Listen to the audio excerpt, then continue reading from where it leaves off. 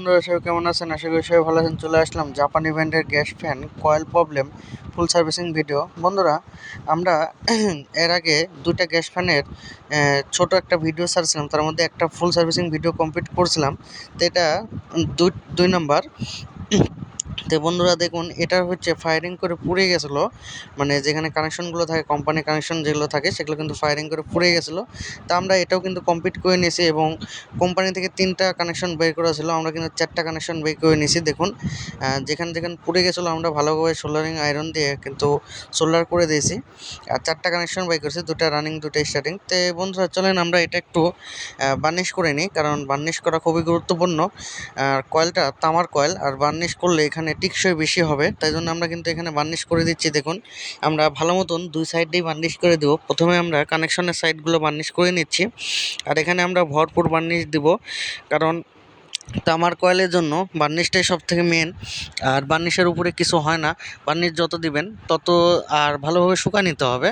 যত দিবেন ভালোভাবে একটু শুকায় নেবেন, তাহলে কিন্তু কয়েলটার লংজিভিটি এবং টিকসই বেড়ে যাবে। আর ক্যাপাসিটারটা একটু লো কোয়ালিটির দিবেন, কারণ ক্যাপাসিটার হাই কোয়ালিটির যদি দেওয়া যায়, যেরকম ধরেন এটার থাকে হচ্ছে 1.2 বা 1.5 এমএফডি ক্যাপাসিটার, এখানে 2 বা 2.5 ক্যাপাসিটার দেওয়া যাবে না, তাহলে কয়েলের উপরে চাপ পড়বে, আর চাপ পড়লে কয়েলটা পুড়ে যাওয়ার সম্ভাবনা বেশি থাকে।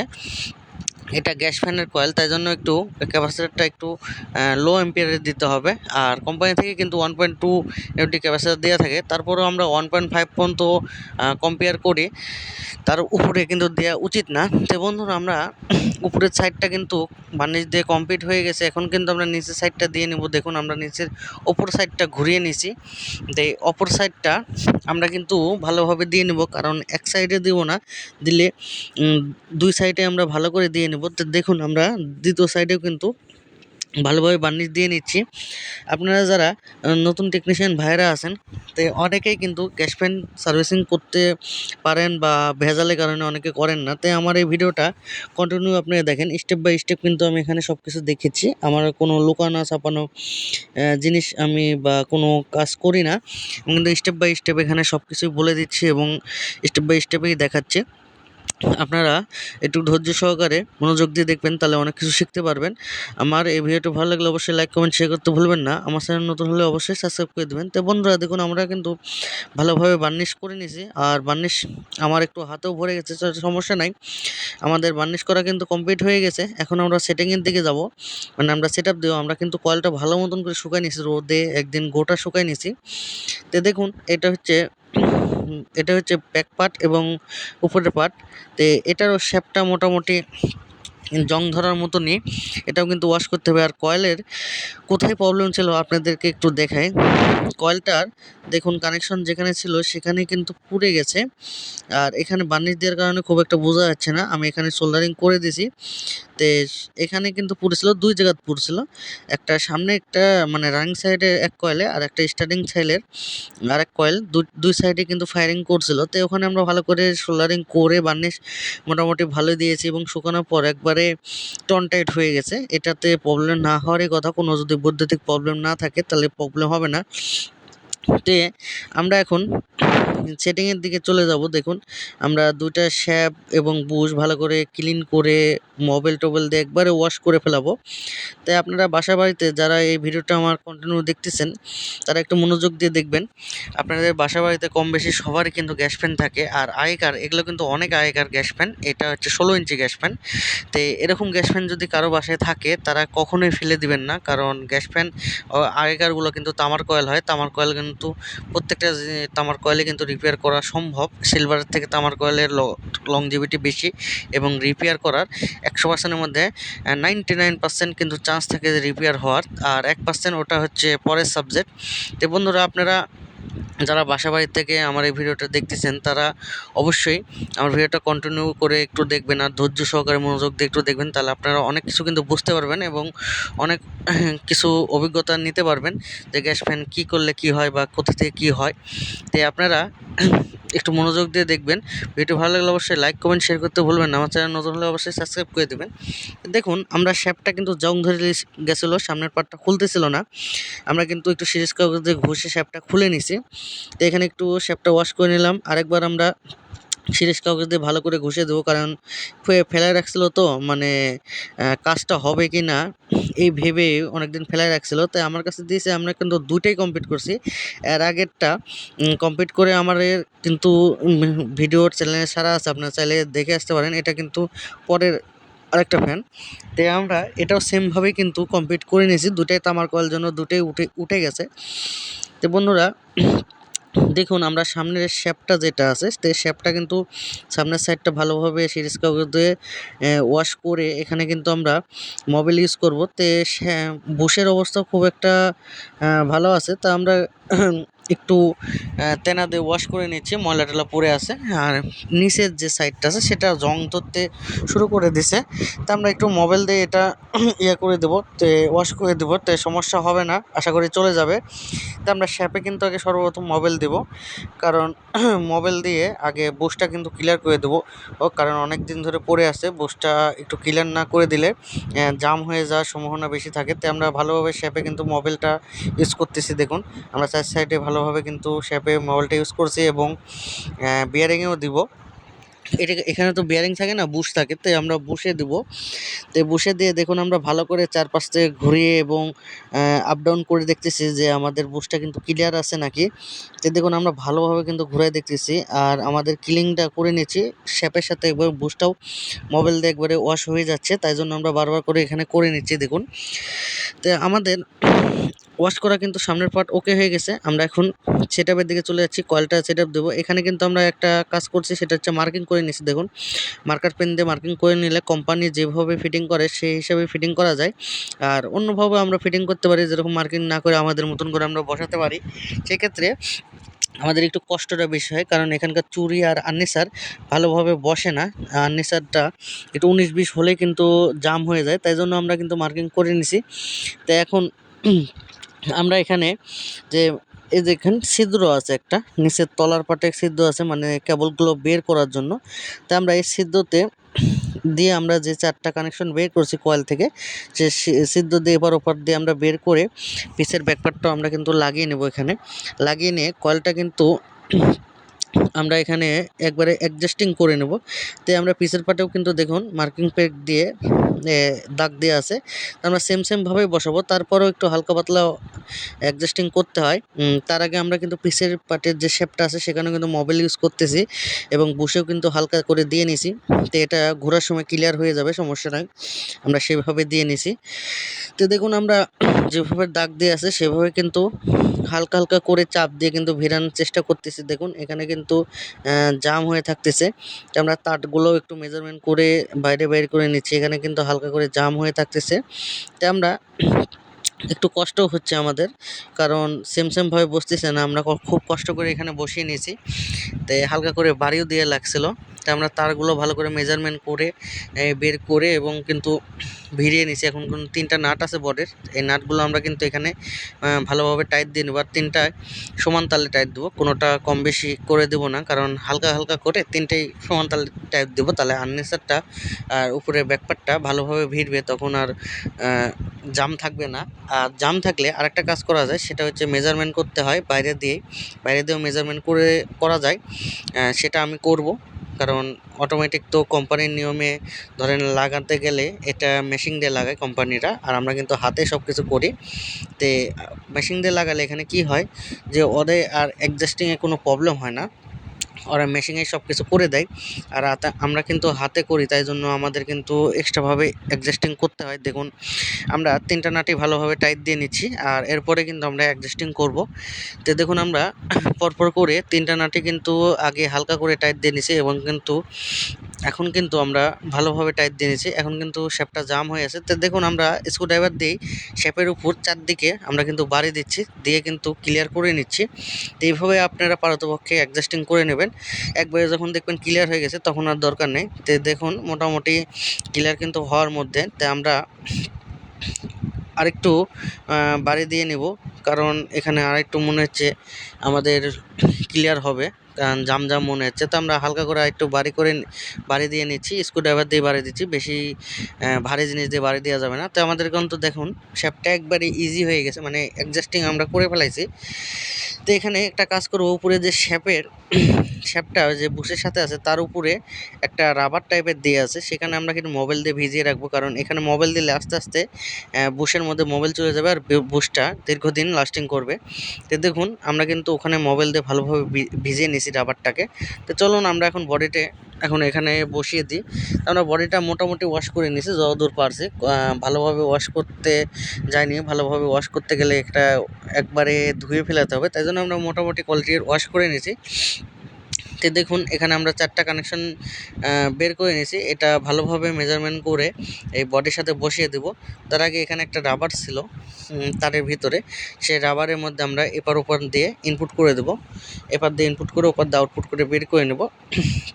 সে দেখুন আমরা এই রাবারটা থাকবে হচ্ছে এখানে বডির সাথে একটা রেলিং করা আছে, রেলিংয়ের ওখানে এই রাবারটা থাকবে, কারণ অনেক সময় কেবলটা ছিঁড়ে যাওয়ার সম্ভাবনা থাকে। তো এই রাবারটা দিলে টান মান বা কেবলটা ছিঁড়ে যাবে না। তাই আমরা তারটা বডির ওপর প্রান্ত দিয়ে এখনই বের করব না, ওপর প্রান্ত দিয়ে আপাতত দিয়ে রাখলাম। আগে কয়েলটা এখানে কিন্তু বসিয়ে নেব, বডির সাথে একবারে নাট দিয়ে অ্যাডজাস্টিং করে দেব। তো আমরা মেজারমেন্ট করে নিলাম, দেখুন নাটের গ্রুপে কিন্তু একবারে মেজারমেন্ট করে নিছি। এখন আমরা 4টা নাট এখানে ইউজ করব, যে 4টা নাট দিয়ে একবারে বডিটা লাগানো ছিল, কয়েলের সাথে বডিটা লাগানো ছিল। তো আমরা প্রথম নাটটা লাগিয়ে নিলাম দেখুন, এবং সেকেন্ড নাটটাও ভালোভাবে লাগিয়ে নেবো। এখানে যথেষ্ট পরিমাণ টাইট দেবো, যতদূর পর্যন্ত দেওয়া যায় ততদূর পর্যন্ত আমরা যথেষ্ট পরিমাণ টাইট দেবো। আর আপনারা যারা আমার এই ভিডিওটা দেখতেছেন কেউ স্কিপ করবেন না, ধৈর্য সহকারে দেখবেন, তাহলে কিন্তু অনেক কিছু শিখতে পারবেন। আমি কিন্তু A to Z বলি, অন্যদের মতন টেনে টেনে বা কোনো অংশ মেন অংশ কাটিং করে এরকম ভিডিও ছাড়ি না। আমি কিন্তু স্টেপ বাই স্টেপ বলে দিই এবং স্টেপ বাই স্টেপই কিন্তু কাজ করি, আমার কোনো লুকানো ছাপানো কাজ নাই।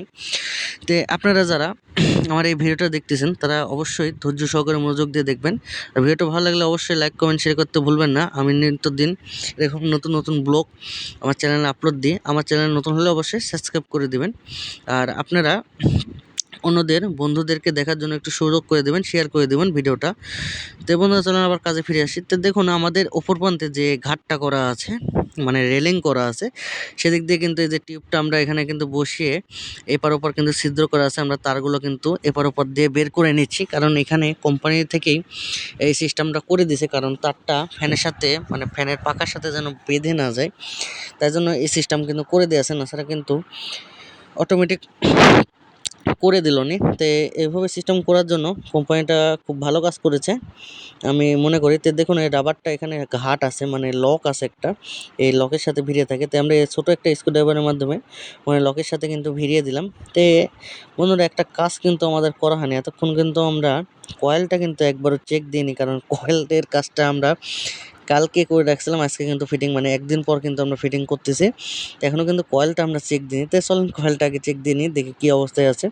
ওতে আমরা রানিং সাইড ধরতেছি, আমাদের কানেকশনটা রানিং সাইড ওকে আছে, স্টার্টিং সাইডটাও আমাদের ওকে আছে, কোনো প্রবলেম নাই, কোনো শর্ট বা বডি নাই। এবার ওপর দিয়ে ধরলাম, তো আমাদের কয়েলটা ওকে আছে। চলুন আমরা এখন ক্যাপাসিটার কানেকশনের দিকে যাব। এটার কিন্তু ক্যাপাসিটার ছিল না বন্ধুরা, তা আমরা এখানে একটা 1.8 না সরি 1.5 একটা ক্যাপাসিটি ইউজ করতেছি, তাও আবার অরিজিনাল সেকেন্ড হ্যান্ড, মানে গ্যাস ফ্যানেরই ছিল। আমি নতুন কিন্তু ইউজ করতেছি না, নতুনের কন্ডিশন খুবই খারাপ, তাই জন্য আমি নতুন ইউজ করতেছি না। আমার পুরাতন গ্যাস ফ্যানের থেকে খুলে আমি কিন্তু এখানে ইউজ করতেছি। এখানে কিন্তু ওই ক্যাপাসিটারটা দিলে অনেক ভালো টেকসই এবং লাস্টিং করবে। তো আমরা সমান করে তারগুলো মেজারমেন্ট করে দেখুন, প্রথমে রানিং সাইড আর স্টার্টিং সাইডের দুই মাথা সিলে অ্যাডজাস্টিং করে দিচ্ছি, কারণ এটাই আমাদের কমন তার, এটাই কিন্তু একবারে কমন হিসাবে আমরা ফেজ হিসাবে ব্যবহার করব। তো এটাই আমাদের কমন, আর যে দুইটা রানিং আর স্টার্টিং সাইড তার থাকবে, কেবল থাকবে, সেই দুটাই কিন্তু আমাদের ক্যাপাসিটার এখানে আমি ইউজ করব। তো আমরা কিন্তু বাকি দুইটা তারও কিন্তু মাথাগুলো আমরা সিলে নিচ্ছি দেখুন। তো এই দুটাই কিন্তু আমরা ক্যাপাসিটি ইউজ করতেছি। এখানে 1.5 আমি ক্যাপাসিটার দিচ্ছি, এটাও এক হচ্ছে গ্যাস ফ্যানেরই ক্যাপাসিটার, 12 ইঞ্চি গ্যাস ফ্যানের। তো এখানে দিচ্ছি কোনো প্রবলেম হবে না, আমি সিরিজ আমি হচ্ছে ডিজিটাল মিটার দেওয়ার অ্যাম্পিয়ারটা মেপে দেখছি, এই কয়েলের সাথে এটা যাবে, কোনো প্রবলেম হবে না। তো আমরা ভালো করে এখানে কিন্তু পেঁচিয়ে দিচ্ছি দেখুন। তাই আমরা আরেক সাইড মানে রানিং সাইডের এক মাথাটাও আমরা এখানে কিন্তু পেঁচিয়ে দিচ্ছি দেখুন, আমরা সুন্দরভাবে ভালোভাবে পেঁচিয়ে নিচ্ছি। এখানে মাথাগুলো আমরা ভাঁজ করে দেবো, তার আগে আমাদের আরেকটা জিনিস দেখতে হবে, সেটা হচ্ছে উল্টা সিধা কিন্তু আমাদের চেক করা হয়নি, কোন পার্টে উল্টা কোন পার্টে সিধা। তাই জন্য আমরা চেক করার জন্য সিরিজ সিরিজের তারটা নিয়ে নিয়েছি, সিরিজের কর্ডটা। এখন আমরা একটা কমন হিসাবে রেখে দিলাম, আর একটা দুই মাথা ধরে দেখবো উল্টা কোনটা সিধা কোনটা। তো আমরা লাইনটা দিয়ে নিচ্ছি এসিতে, আমরা সিরিজে দিয়ে নিচ্ছি। দেখুন এক পাকে ঘোরা শুরু করলো, আবার সেকেন্ড পাকেও কিন্তু ঘুরতেছে, কিন্তু এইভাবে কিন্তু বোঝা যাচ্ছে না যে কোনটা উল্টা পাক কোনটা সিধা পাক। এখন আমরা একটা কাজ করব, সেটা হচ্ছে এখানে হালকা মানে আপাতত পাখাটা লাগিয়ে আমরা চেক দেবো উল্টা আর সিধা পাক। তো এখানে একটা ঘাট আছে শেপের সাথে, পাখাটা যেন নিচে নেমে বেশি নিচে নামে না যায়, তাই জন্য এখানে একটা লক হিসাবে ব্যবহার করছে। তো সেটা আমি লাগিয়ে দিলাম, এটা হচ্ছে লক। তো এখন আমরা পাখাটা মেজারমেন্ট করে বসিয়ে আপাতত খালি চেক দেবো যেন উল্টা সিধা পাকটা আমরা খালি জাস্ট চেক দেবো। তো দেখুন আমি পাখাটা মেজারমেন্ট করে হালকা করে বসিয়ে নিচ্ছি, এখানে হালকা করে আমরা বসিয়ে নিচ্ছি, পরে একবারে অ্যাডজাস্টিং করে নেব। তো এখনও আমরা খালি জাস্ট চেক দেবো উল্টা পাক কোনটা সিধা পাক কোনটা।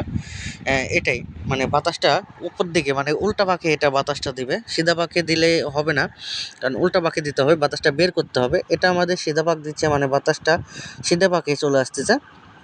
তো এটা কিন্তু আমাদের হবে না, আমাদের কিন্তু সাদাটা তাহলে হচ্ছে উল্টা পাক, মানে আমরা সাদাটাতে কমন করব। তো আমরা সাদাটা কমন করব, কারণ আমাদের একটা চেক দিলেই হবে, যে কোনো এক পার্ট ঘুরলেই হলো, কোনো সমস্যা নেই। তাহলে আমরা বুঝতে পারবো যে কোন পার্টটা সিধা আর কোন পার্ট উল্টা। তো আমরা পাখাটা খুলে নিচ্ছি, পরে একবারে বসাচ্ছি। তো পাখাটা একবার আটকে গেছে, মনে হচ্ছে আটকে গেছে। তো দেখুন আমরা কাটিং প্লাস দিয়ে পাখাটা বের করে নিলাম, মনে হচ্ছে আমাদের কাছে আটকে গেছিলো, মানে হালকা করে লেগে গেছিলো। তো সমস্যা নেই, ওটা অ্যাডজাস্টিংয়ের কারণে লেগে যায়। তো আমরা এখন দুটো কমন তার বের করে নেব।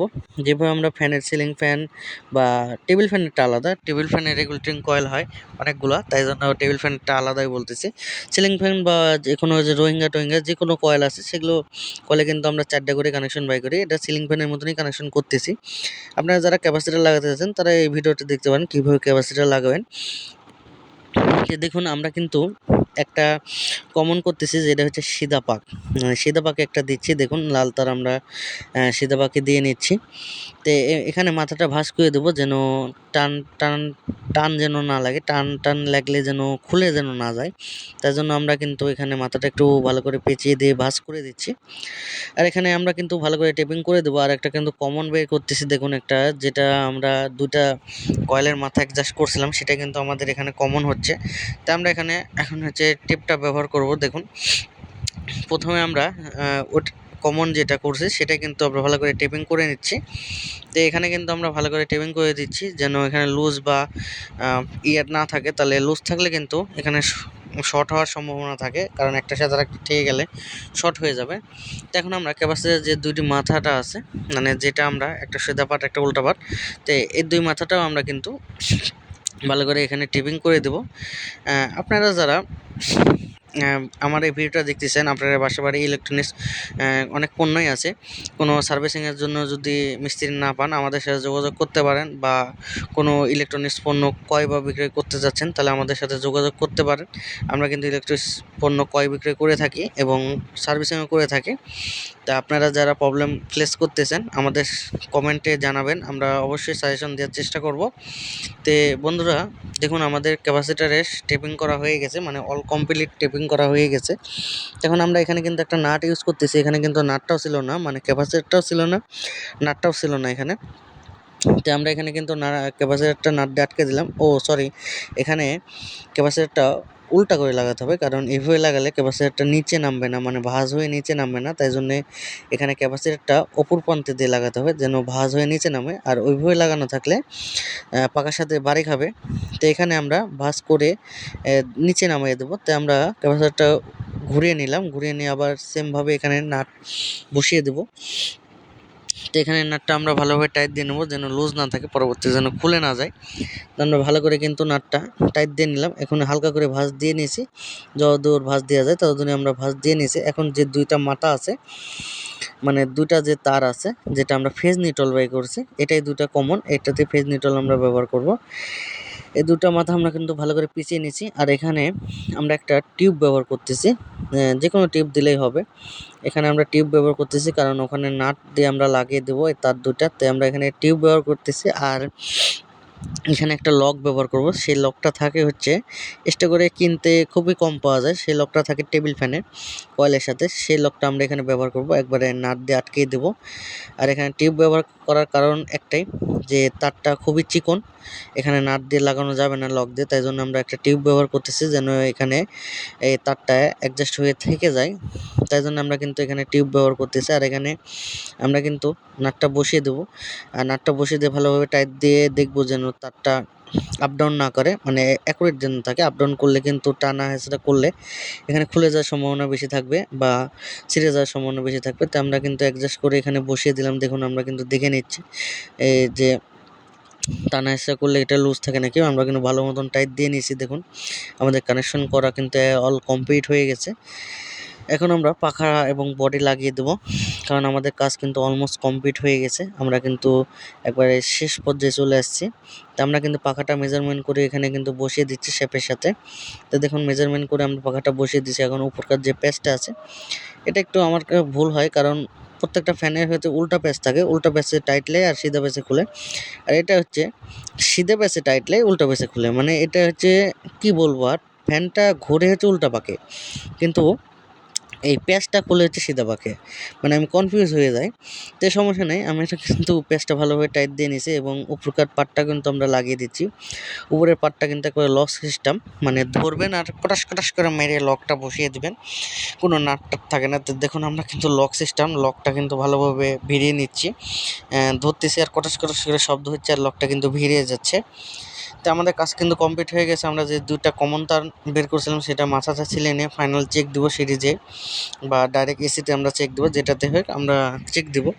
তো আমরা কিন্তু মাথা দুইটা ছিলে নিছি এবং সেই যে দুইটা মাথা আছে সেটার সাথে আমরা ভালো করে পেঁচিয়ে নিয়ে ডাইরেক্ট এসিতে এখানে কিন্তু আমরা ইনপুট করে দিয়ে ভালোভাবে চেক দেবো যে আমাদের ফ্যানটা একবারে ফাইনাল চেক হচ্ছে, এরপরে আর চেক হবে না কাস্টমারের কাছে। আমরা বন্ধুরা আমাদের কাজটা ওকে হয়ে গেছে। ভিডিওটা ভালো লাগলে অবশ্যই লাইক কমেন্ট শেয়ার করতে ভুলবেন না। আমার চ্যানেল নতুন হলে অবশ্যই সাবস্ক্রাইব করে দেবেন। ধন্যবাদ। ওকে।